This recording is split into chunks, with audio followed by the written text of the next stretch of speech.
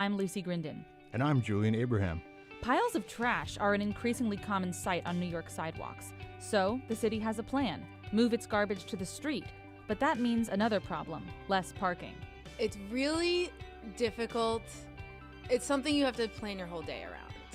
Yeah, I mean, I wish there were no drivers in the city except for me. Homeless New Yorkers receive vouchers for housing costs, but they say discriminatory landlords won't accept the checks. You're looking at the check and you're like, oh, I got all this money, and I'm gonna use this money, and then you go to cash the check and it says, oh. And it can be tough to find love in New York City, and even tougher for devout Christians. So some are looking to the church to play matchmaker. So if any men are Christians and listening to this, we've got a lot of eligible women here. All this and more on Uptown Radio. But first, the news.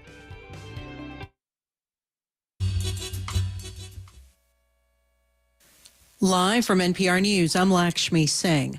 The growing prospect of war in Eastern Europe is prompting new warnings from the U.S. today. President Biden and his top security advisors are all flagging information pointing to Russian military escalation at Ukraine's doorstep. Underscoring the urgency, NPR's Michelle Kellerman reports, Secretary of State Antony Blinken went before the United Nations Security Council, of which both the U.S. and Russia are permanent members. In a last-minute change in his travel plan, Secretary Blinken stopped at UN headquarters in New York to lay out the dangers of the current situation around Ukraine. I am here today not to start a war, but to prevent one. The information I presented here is validated by what we've seen unfolding in plain sight before our eyes for months. He says Russia has 150,000 troops nearly surrounding Ukraine, and Russian media have started to spread disinformation that could provide a pretext for a Russian attack. Blinken is urging his Russian counterpart to meet him in Europe next week. Michelle Kellerman, NPR News, Washington. The Biden administration has warned that an invasion against Ukraine would have global ramifications. The fears are reflected in the markets. The NASDAQ Composite Index has closed down, or is about to close down, 2.8%, or more than 400 points. President Biden was in Ohio today, plugging the bipartisan infrastructure law. NPR's Asma Khalid reports Democrats see the president's travels as a way to tout their accomplishments ahead of the midterm election, while most of the president's other priorities are stuck in Congress. Democrats are hoping that selling specific pieces of the infrastructure law could help their party this November. This trip brought the president to Ohio, near Lake Erie, to tout a $1 billion investment that'll help clean up and protect the Great Lakes. It's going to allow the most significant restoration of the Great Lakes in the history of the Great Lakes. The president says this infrastructure money will allow the government to accelerate cleanup across 6 states. From Duluth, Minnesota to Milwaukee, Wisconsin, Gary, Indiana, Buffalo, New York, and everywhere in between. We know these sites were dangerously polluted for decades. The lakes are a major source of recreation and drinking water. Asma Khalid, NPR News. The Trump family's lost its latest bid to get subpoenas from the office of New York's Attorney General dismissed. Today, State Supreme Court Judge Arthur Engoron denied a motion by former President Donald Trump and his children, Donald and Ivanka Trump. They're all under court order to appear for depositions within 21 days in a civil investigation of the ex-president's business affairs. Trump's lawyers can still appeal. New York Attorney General Letitia James' office is also conducting a criminal investigation into the Trump organization. The Dow is down more than 600 points. S&P falls 94 points, or more than 2%. NASDAQ is down 2.8%. From Columbia Radio News, I'm Rebecca Robinson. Mayor Eric Adams has released his preliminary budget for the 2023 fiscal year. Most city agencies will see a 3% cut as the city government works to decrease its overall spending. New York City public schools will face budget cuts over the next few years as they grapple with a pandemic-related decline in student enrollment. The mayor's preliminary budget does not plan to increase police spending. Other agencies that are protected from budget reductions include the Correction Department and the Health Department. Governor Kathy Hochul has announced today a new grant proposal to transition workers from marginalized communities into clean energy jobs. The grant seeks $25 million in support from the federal government. This initiative is part of New York State's ongoing commitment to fighting climate change as outlined in the Climate Act from 2019. A New York State judge ruled this afternoon that former President Trump and his children must appear to testify in an ongoing case about the Trump Organization's finances. The Trumps are required to testify in the case within the next 21 days. The court also ruled that the former president and his children, Ivanka and Donald Jr., must provide documents as required by subpoenas issued by the state attorney general. New York State lawmakers yesterday passed a bill that would expand the licensing process for cannabis cultivation and distribution. The new rules would allow growers to apply for licenses to grow marijuana in greenhouses or to cultivate plants outdoors. Other rules go into effect in 2023 would allow cannabis products to be sold. The legislation also includes requirements that growers participate in social equity and environmental sustainability initiatives. The bill will now go to Governor Hochul for consideration. Dancing dragons and firecrackers will dazzle Chinatown this weekend. The city's Lunar New Year parade and festival returns. New Yorkers will take to Lower Manhattan to ring in the Year of the Tiger. It's 63 degrees and sunny in Upper Manhattan. Tomorrow, we can expect a high of 58 degrees, but look out for a temperature drop and a possibility of snow showers this weekend. Rebecca Robinson, Columbia Radio News. This is Uptown Radio. I'm Julian Abraham. And I'm Lucy Grindon. The New York Democratic Party held its 2020 state convention today at Sheraton Hotel in Midtown Manhattan. It nominated Senator Chuck Schumer and Governor Kathy Hochul to be its standard bearers in June's primary election. Our reporter Mark Gilchrist was there. Mark, what was the scene like at the event? I'd call it a superstar event if you're a political junkie. Nearly all of the big-name Democratic Party officials were in attendance. A crowd of hundreds of delegates and members of the press crowded into a huge ballroom to hear speeches by basically every elected official in the state. We heard from Senators Chuck Schumer and Kirsten Gillibrand, Lieutenant Governor Brian Williams, and Attorney General Letitia James. There was also a rousing keynote speech by Hillary Clinton. And then the delegates did what everyone expected. They nominated Governor Kathy Hochul to be their candidate for governor, making her the first woman in New York history to be nominated by any major party to the New York governorship. Now, at least two other prominent Democrats have said they want to run for governor. What happened to them at the convention? Congressman Tom Suozzi and New York City Public Advocate Jumaane Williams both started to campaign for governor. They have argued that Kathy Hochul is from upstate Buffalo and that perhaps the Democrats should nominate someone closer to New York City. But there is no indication at all at the convention today that the two were running. The other candidates did not speak to the delegates. They did not appear to have any clear supporters in attendance. They did not even have any posters up. It was as though they had been erased by the party leaders at the event. The only posters, buttons, and T-shirts I saw were from the Kathy Hochul for Governor campaign. In a way, this seemed a bit of a coronation for Governor Hochul.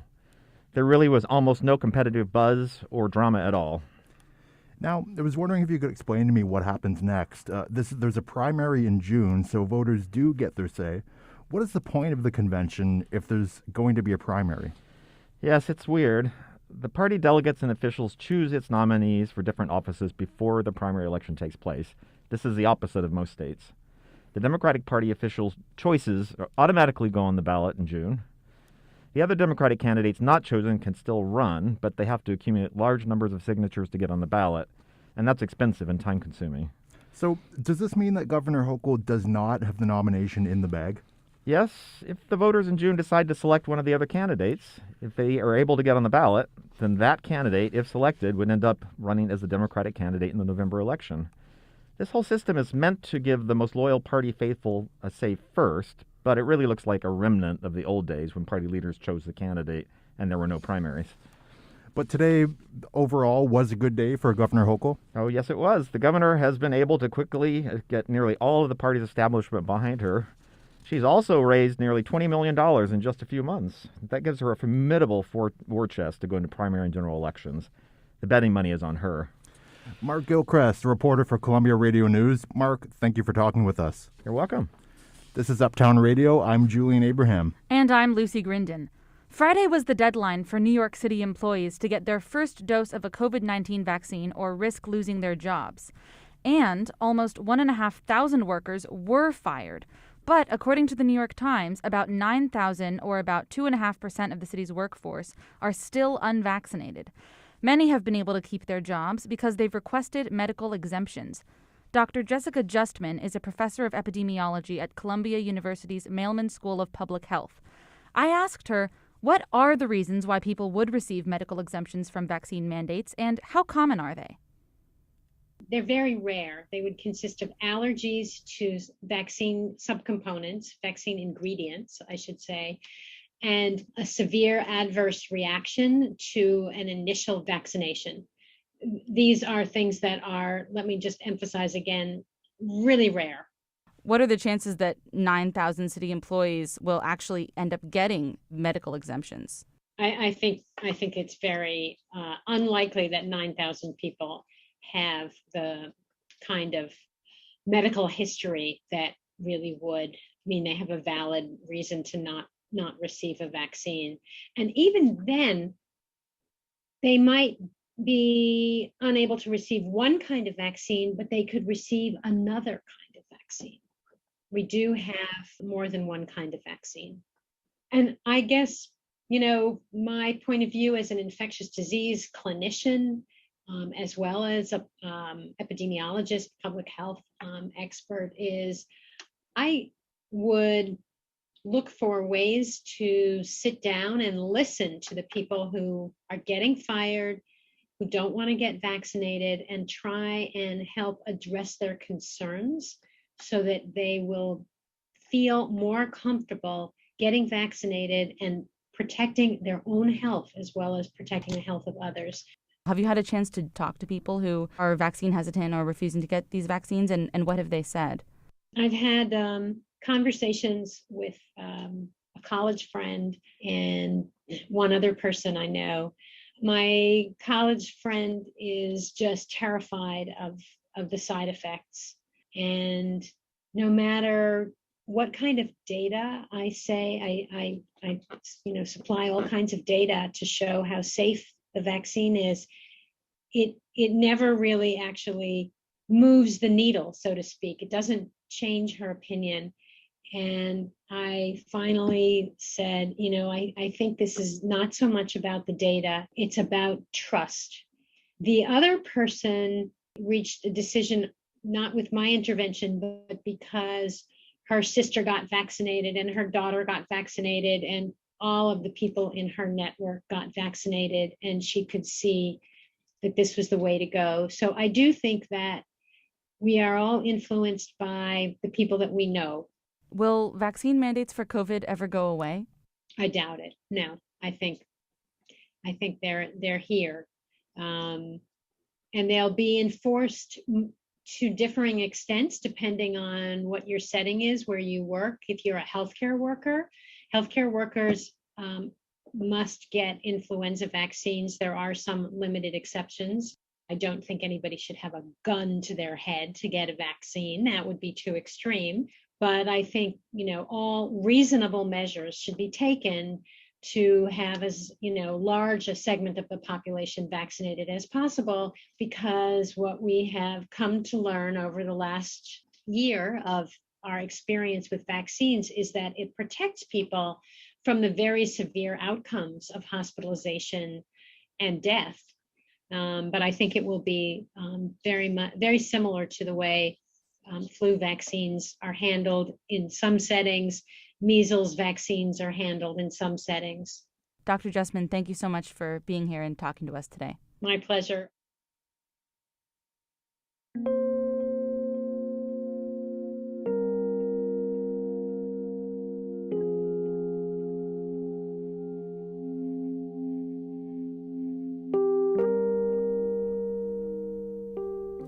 This is Uptown Radio. I'm Julian Abraham. And I'm Lucy Grindon.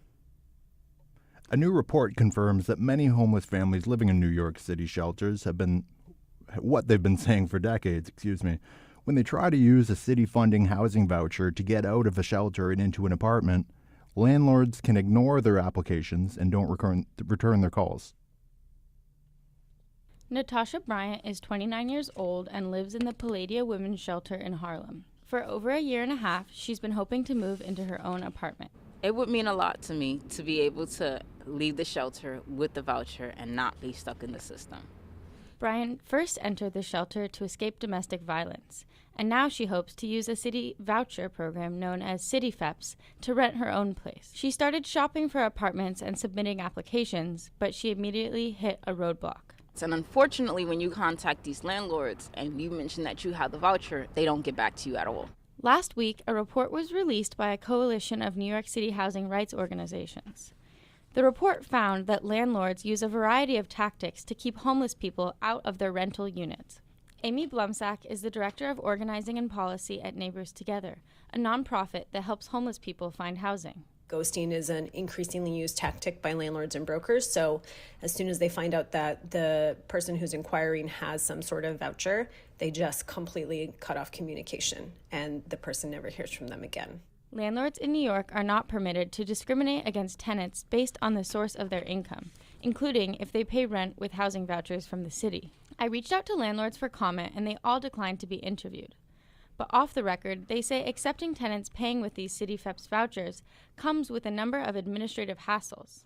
Their buildings have to pass additional inspections, and rent payments can be late or even cut off entirely if tenants have issues with other social service programs. The anti-discrimination law is enforced by the New York City Commission on Human Rights. Among many other types of discrimination cases, the Commission works to compel landlords to rent to tenants paying with vouchers. Alicia McCauley is a spokesperson for the Commission. 177 times that was effective and the person got housing or, they were able to retain their voucher or like the situation was amicably resolved. In cases where this doesn't work, the Commission can also impose fines and require landlords to set aside units specifically for voucher holders. Amy Blumsack agrees that the Commission on Human Rights is often able to resolve individual cases of discrimination, but she says they are just overwhelmed by the number of cases citywide. And so we think it's really critical that New York City increase the baseline funding for the source of income unit specifically. Because otherwise people who are looking for housing they're stuck in homelessness longer. Natasha Bryant is still living in the shelter. She says she is holding out hope that a city voucher will be her ticket out of homelessness. Clara Sophia Daly, Columbia Radio News. There's a reason rent in New York City is so high. We just don't have enough space. And that includes space for trash, which often piles up on the sidewalks as a result. So the city says it has a plan, the so-called Clean Curbs program that promises to clear crowded sidewalks of giant black bags. But as Linnea Arden reports, that could mean another problem, fewer parking spots. Something's rotten in the city of New York, and during a lunch and Zoom break, Upper West Side resident Jessica Caracato says she's tired of it. There's this one building, like a couple buildings down from mine, that like eternally has a pile of trash in front of it, and I have to walk around it every time because it takes up the whole sidewalk and spilling everywhere. All those trash bags create not just a pedestrian obstacle, but also a feast for rats. The city says it has a solution, moving the bags to containers on the curb. But streets have become increasingly crowded with city bike docks and outdoor dining. So while moving the trash would free up some much-needed space, it adds to another age-old New York City problem, finding parking. It's really difficult. It's something you have to plan your whole day around. And my sister is my roommate, so sometimes if I've had it driving around in circles looking for parking over and over again, which it can get up to an hour sometimes, I'll tap out and I'll be like, okay, you have to come and take the car now. Yeah, I mean, I wish there were no drivers in the city except for me. The city says its focus is on commercial waste, so the plan won't impact residential neighborhoods like Caracato's for a while. It also says the plan would lessen traffic and air pollution. Transportation planner Leon Fari has been consulting on the project. Because there were multiple companies that were coming to the same location, by just making the system more efficient, you're able to reduce the number of trucks and the number of miles that they've been going through to collect and pick up the trash. Fari says the time and mileage could be reduced by 85%. The idea comes from programs that have worked in other cities such as Barcelona. Buildings would propose the size and design of containers they need. The containers wouldn't just be more efficient, they'd hopefully smell better too. They're required to be sealed, non-flammable, and rodent-proof. Designs are also encouraged to include what the city calls street furniture, like bike racks and seating, providing some rest for weary New Yorkers. It's funny how as soon as they put something on the street in New York, someone will sit on it, whether it's a barrier or a granite block.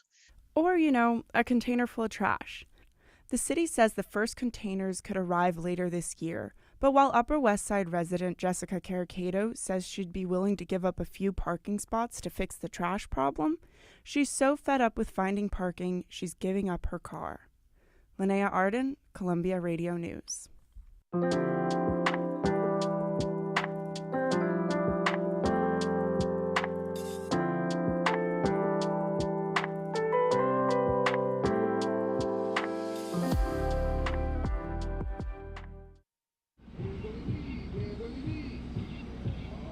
I got Stevie Wonder, I got Marvin Gaye, I got everything that people desire to come to see and listen to. Ishmael Duet of Brooklyn, CD vendor.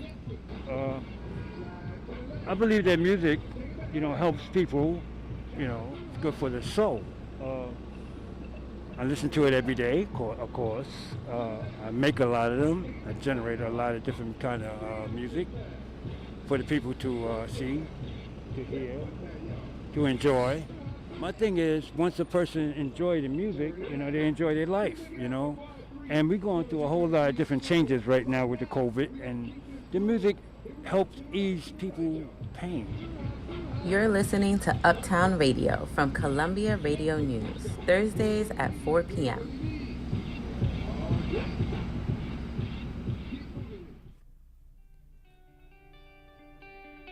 You're listening to Uptown Radio. I'm Lucy Grindon. And I'm Julian Abraham. More to come. Stay with us. But first, these headlines. From Columbia Radio News, I'm David Marquez. In an unplanned speech at the UN, Secretary of State Antony Blinken warned that a Russian invasion of Ukraine is imminent. Secretary Blinken disputed Russia's claim that it was withdrawing some of its 150,000 troops from the Ukrainian border. Russia says it's drawing down those forces. We do not see that happening on the ground. Our information indicates clearly that these forces are preparing to launch an attack against Ukraine in the coming days. Tensions between Washington and Moscow continue to escalate. President Biden accused Russia of plans to use a false flag operation as pretext for an invasion. This comes after Kyiv and Moscow blamed each other for the shelling of a kindergarten building in eastern Ukraine. U.S. auto safety regulators have begun another probe into Tesla due to concerns over unexpected braking in autopilot mode. This is Tesla's third investigation by the National Highway Traffic Safety Administration in 6 months. The agency received 354 phantom braking complaints about the automaker's Models 3 and Y. Drivers worry about rear-end crashes at highway speeds. The last NHTSA probe was launched in August when Tesla cars and autopilot failed to stop for emergency vehicles. At least 105 people in Brazil are dead after mudslides tore through Petrópolis, a city near Rio de Janeiro. A month's worth of rain fell on the city between Tuesday and Wednesday, sweeping away cars, houses, and people. At least 134 remain missing in the wreckage. The growth of informal settlements in the surrounding mountains makes mudslides more likely and residents more vulnerable. Experts also warn that global warming will increase the frequency of extreme weather events in southeastern Brazil. In 2011, more than 900 died in a similar disaster in the Rio metro area. Markets are sinking today as the situation in Ukraine remains volatile. The Dow is down 622 points and the S&P is down 94. David Marquez, Columbia Radio News. Today was supposed to be the second day of spring training for Major League Baseball, but players are involved in a labor dispute. They've been locked out by their league because of a disagreement over their contracts. To understand what's at stake, my co-host Julian talked with Joe Favorito, a sports media consultant and professor at Columbia. He says, although it's not your typical labor dispute, in some ways it's not so different from what happens in other industries. I mean, you have millionaires talking to billionaires, and it's the break of the collective bargaining agreement. So it expired in the fall, and now it's a question of who gets what and how the pie is broken up. It's really kind of sad but simple back and forth in labor negotiations, whether you're talking about steel workers or big professional baseball players. There has been other strikes in Major League Baseball history. The 1994 and 1995 season comes to mind. Some say that created a situation where baseball players did not want to strike again. I'm kind of wondering what brought that back. Why now? That was literally decades ago, and the business has changed. The amount of money coming into professional sports is, continued to increase. There's new revenue streams. The players, I think, have become more vocal and more involved, and they're looking for a bigger piece of the pie because they are the producers of what it is that goes on the field and what fans want to have. The owners obviously view it in a little bit different way, where yes, of course, it's about the players, but they are taking the risk and look for more of the rewards. When I think of being a pro baseball player, it sounds like a great gig. I mean, a lot of kids kind of wake up every morning and dream of that becoming true. What have labor conditions historically been like for baseball players? Is it maybe not as good of a gig as it sounds like? No, I think it's tremendously. I mean, if you get to Major League Baseball, it's the gold standard. I mean, there's, but it's a grind. I mean, it's the only sport where you are playing, you have very few days off from the end of February until the beginning of November. No other sport is like that because you're playing an extremely long 162 game schedule. And how do the fans respond to this? I think we're going to see. I think the one thing that all the major leagues hopefully have learned is during the pandemic, when there was a hiatus from all sports, people found other things to do with their discretionary income. And it took a while for them to come back. There was a lot of question whether so many people would go to an NFL game this year. It worked out very well, especially with the quality of play and the parity that was in the NFL. But you've seen it in other leagues. National Hockey League has had some attendance issues. The NBA has had attendance issues. NASCAR has had attendance issues, although they will be sold out for Daytona this weekend. And I think Major League Baseball, because of the amount of games, the fact that it's outside, the cost of going to games is prohibitive for many people. So I think you'll see people going, but I think people are going to think twice if the season is stopped. That was Joe Favorito, a sports media consultant and professor at Columbia. Harlem has a new public space. The city expanded the tiny park known as Montefiore Square. New grass, more seating. But the most interesting thing might be what's underneath it. Rebecca Robinson has more. The redesigned plaza slopes down along Broadway in West Harlem. Dozens of newly planted trees dot the grassy area and line the perimeter of the park. Sarang Sharma and his dog Candy just live across the street. Since we've been here for the last year and a half, this has all been blocked off right now. Like, this is her favorite place. I take her off leash and she just runs around on the grass. So she loves it, I love it, it's convenient, it's fun. But what he and Candy cannot see are the upgrades to the water infrastructure beneath the park, a vast network of water mains and storm drains. City parks might not seem like a danger to the environment, but bad park design can create problems. During Hurricane Sandy, New York City got soaked and rain overwhelmed parks, sending massive amounts of stormwater into the sewer system. It is a particular problem for areas with lots of sidewalks. And on the many impervious surfaces that we have in urban areas, of course, the water has no chance to somehow settle or stand and then just slowly infiltrate into the ground. Dr. Mike Piasecki is a professor in the Civil Engineering Department at nearby City College of New York. His research covers everything related to water. And so at some point, all these masses of water sort of collect at a certain point, and very often the systems simply get overwhelmed. And by overwhelmed, he means that sewers fill up and send all that nasty stuff into the rivers. So when the city looked at redoing Montefiore Square, they tried to come up with ways to hold the water during storms, to keep it out of the sewer system until the rain stops.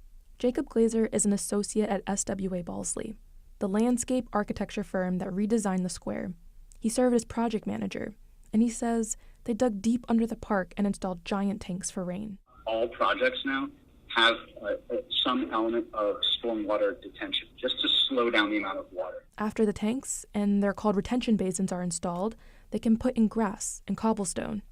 Professor Piasecki says that this kind of tank system will become more common. If I look at climate change and the changing weather patterns, it is predicted that for the Northeast, we will have more rain coming our way.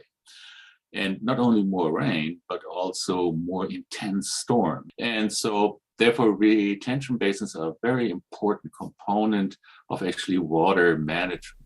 An upgraded water management system helps to protect the local community from potential damaging floods. But park-goer Jency Carty is more excited about the visible upgrades to the park. So now that it's reopened, it opens up to new things. I guess that, it brings a lot of new joy to this area. And keeps a lot of bad stuff out of our river. Rebecca Robinson, Columbia Radio News. This is Uptown Radio. I'm Julian Abraham. And I'm Lucy Grindon. Mayor Adams says a plant-based diet saved his life. So, back in 2019, when he was Brooklyn Borough president, he began a comprehensive health program, the Bellevue Plant-Based Lifestyle Medicine Program. The main focus, you guessed it, eating plants. That initiative is now being expanded citywide. But as Kelly Kennedy reports, getting New Yorkers to adopt plant-based diets could be challenging and not necessarily healthy. Dr. Chen is a professor of health behavior and community health at New York Medical College. She says getting New Yorkers, especially kids, to eat more plants could be tough. I think the only vegetable that many children eat are a single piece of lettuce on a burger, on a hamburger, or the French fries. So Chen says in order to get people to eat more plants, they need to transition. Because if you are trying to convince someone to go from like McDonald's, barbecue ribs, or fried chicken to eat a kale salad, steamed broccoli, and the baked sweet potato, you probably get punch on the face. She says one common strategy for persuading meat eaters to eat more plants is getting them to try popular meat alternatives like Beyond Meat. She says even her father, who's eaten meat his entire life, tried a Beyond Burger and was open to trying more plant-based foods. Of course, no one is going to switch from meat-based to plant-based in one day unless they are faced with some major motivator like Mayor Adams was. Another strategy is a so-called trickle-down theory. That's when in the hospital, patients experience delicious plant-based foods, and they're more likely to bring that diet home and serve it to their families. But Philippa Jewell, Ph.D., researches nutrition at NYU School of Public Health. And she says just because a diet is plant-based doesn't mean it's healthy. When we talk about a plant-based diet, I think it's really important to be clear about that it has to be a high-quality plant-based diet, because obviously you could live on French fries and soda, and that would be plant-based. Jewel also says that plant-based doesn't always mean vegan or vegetarian. It just means eating plants at the base and adding in high-quality meat on occasion. And she's wary of some meat substitutes. It's important to keep that in mind, and I think it's very important that people are not just reducing their meat intake and instead swapping in very highly processed meat alternatives. When we talk about a healthy plant-based diet, it really is a diet that is high in legumes such as beans and lentils and chickpeas, etc., whole grains, whole fruits and vegetables, nuts and seeds, etc. In other words, if you're eating a plant-based diet, you will still need to eat mostly veggies, the healthy ones. The city says the program will reach multiple hospitals, including Jacoby, Woodhull, Elmhurst, and Kings County this year. Kelly Kennedy, Columbia Radio News.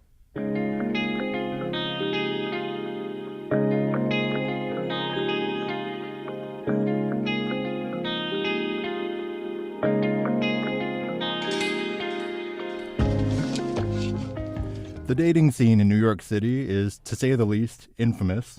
After 2 long years of online dating, bars and clubs are trying to get single New Yorkers off the dating apps and back into the real world. And they're not the only ones. Even churches are back to helping singles mingle. Clara Grunnett reports. Luke Petrie says he was saved when he was 15 years old. And he's never regretted finding Jesus. But during his teenage and young adulthood, it did make things difficult in the romance department. Growing up and being in the city, I kind of assumed for the most part that most people I interacted with weren't prospects. For 5 years, Luke didn't even go on a date. For a long time, he couldn't find someone he loved who also loved the Lord. That's until he went to a wedding, where he met Emily. Emily Petrie, previously Emily Delaney. I haven't officially changed my name yet, so either one. Is that because you got married? Yeah, I just got married. To Luke. These two evangelical Christians got their fairy tale ending. And when the happy couple is asked for advice on how to find love as a practicing Christian in New York, they say there's a place. Church. In this case, Hope Hill Church on the Lower East Side. Instead of an altar is the setup of what looks like a pop concert. A keyboard, a couple of guitars, and a line of mics. If I were to give someone advice on how to meet a Christian, I would say to just get plugged into a church. The music fades, and Luke stands up to give a sermon. As he is speaking, the young people on the front row are halfway listening and nodding in agreement, halfway whispering and showing each other text messages on their phones. The place feels like simultaneously one of worship and of socializing. After the sermon, Luke says the young people like the ones at today's service will come to him for Christian dating advice. There's so many questions people could have. Obviously, sex being something we believe is for marriage, but then how to approach any physical contact with people until the day you might get married, like what's right, what's wise. From the outside, it seems there is a tension between the secular symbol of New York City and a conservative Christian way of life. Sarah Hitchcock, a PhD candidate in religion at Columbia University, says that Christians have a history of coming to the city with an attitude that they're saving it. I think it's also important as an identity marker for especially conservative Christians, evangelicals living in the city, to be able to say, I'm in the world, but not of the world. I live in this secular city, but here is how I am different from it and the work I'm doing to change what's around me. Whether or not it's in the pursuit of saving the city, many people are just out there trying to find the one, like Matt Brancato. I'm a bachelor right now. So are you looking in the church? Yes, I'd say I'm looking. Have you put the word out that you're single? I think people know. Like in any dating situation, success is all about the numbers. The more people you meet, the better chance you have of finding love. As the Bible says in Matthew 7:7, ask and it shall be given you, seek and ye shall find. Or, as Emily Petrie from the church puts it, We have like a deficit of men, so if any men are Christians and listening to this, we've got like a lot of eligible women here. Bless you, Lord. Clark Runnel, Columbia Radio News. Switching gears now, you may not know this, but the New York Parks Department has an in-house company of puppeteers. Their home is the Swedish Cottage Marionette Theater in Central Park. But much like Broadway, this theater has been closed since March 2020. Tomorrow, the puppeteers reopen the theater with a brand new production. Emily Schutz has the story. Anything can happen in a dream. I gotta wake my way out of here. That was Anything Can Happen in a Dream from Wake Up Daisy, the musical that opens tomorrow morning at the Swedish Cottage Marionette Theater. Artistic director Bruce Cannon says that after keeping the production on hold for 2 years, there's a lot of excitement among the company.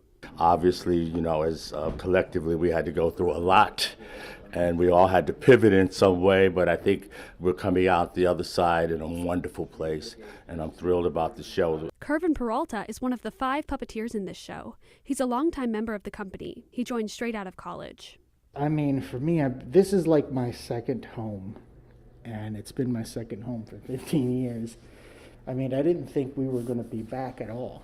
Peralta says in the 2 years that the theater was closed, he faced his fair share of struggles. Very early in the pandemic, I caught COVID, and I'm lucky to be here because it was rough. The fact that we're going to open, the significance of that, I think, is that there's a sign of hope. The Swedish Cottage Marionette Theater has long been something of a staple for Upper West Side elementary schools, daycare centers, and summer camps. And tomorrow, a new audience will see Wake Up Daisy, which co-author Marcus Stevens describes as an updated Sleeping Beauty, with no non-consensual kissing. Daisy, who is our sort of version of Sleeping Beauty, lives at the El Dorado building. It's very New York-centric. Central Park plays a huge role in the show. This morning in the theater, the final dress rehearsal was underway. 5 puppeteers stood on a bridge above the stage, controlling the marionette choreography in time with the music. Actress Sarah Cheatham voices Daisy. In this modern retelling of Sleeping Beauty, she's not just asleep for her entire story. Rather than waiting for Prince Charming, she says, Daisy is a master of her fate. That's so empowering for young girls, and I'm just so grateful to be a part of that story. Puppeteer Kevin Peralta says their most important job is to inspire young audiences. It's a great impact because in some instances, we are the first performance that a child ever sees, that is ever exposed to theater. So I know that that is a great responsibility I have, and I'm honored. Tomorrow's opening performance of Wake Up Daisy is already sold out, but there's plenty of time to catch the show. The run continues through this year and into 2023. Emily Schutz, Columbia Radio News. Now, here's the first in our running commentary series. David Newtown shares his struggle with sexuality and with self-acceptance. When I was 13, I realized I liked a boy. His name was Tristan. He had big hands and played football for our 8th grade team. I was tall and nerdy and didn't really like sports. He was kind and liked to give hugs. I never told him I liked receiving them. I didn't want to be gay. I remember any time I saw a gay person on a screen, their gayness was a spectacle. At recess, people would throw around gay as an insult. Guys would gossip in the way 8th grade guys do, with snark and dripping disdain. I wanted to be liked, and I wanted to hide any part of myself that would jeopardize that. Like my dad, right? I wasn't afraid of being disowned by my What? parents. Like my They were English professors, and we listened to NPR every morning. But my mom would often daydream about the kids I'd have someday. I feared disappointing them, of not fulfilling the future they wanted for me. So I decided I could bottle up my feelings and be the son I thought they wanted. When I was 16, I realized I liked a boy. His name was John. He was the concertmaster of our orchestra, the goalie for our soccer team. We went on a spring break trip to Italy, and our teacher asked me to room with him and his friends. I had an even-keeled personality, she said. I tempered them out.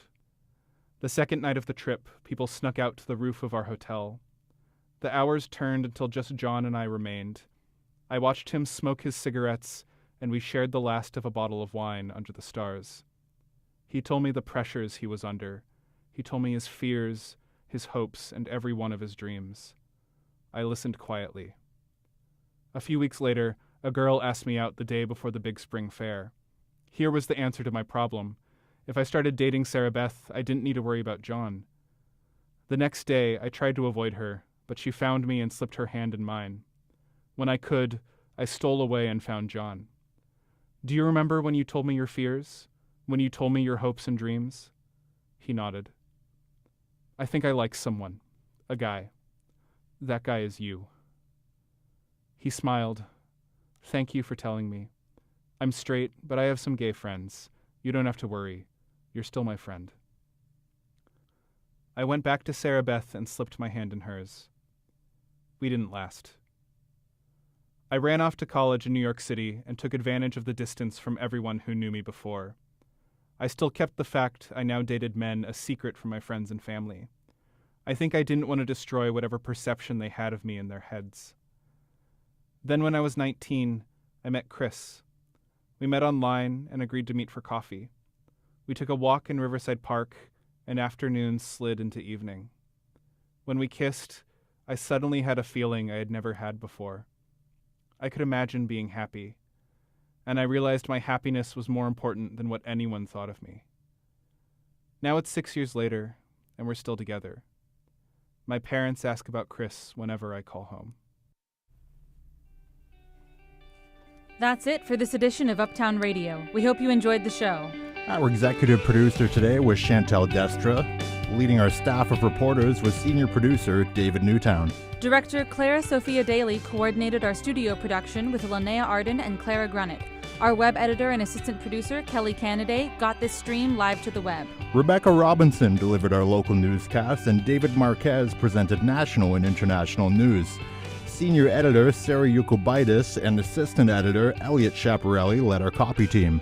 Day reporters Emily Schutz and Mark Gilchrist brought you the latest on the ground in New York. Our instructors, Sally Herships, Robert Smith, and Ben Shapiro, and Haley Zhao, advised our staff. I'm Lucy Grindon. And I'm Julian Abraham. Uptown Radio is live every Thursday at 4. Until next time, you can always find us at uptownradio.org. From all of us here at Uptown Radio, thank you so much for listening.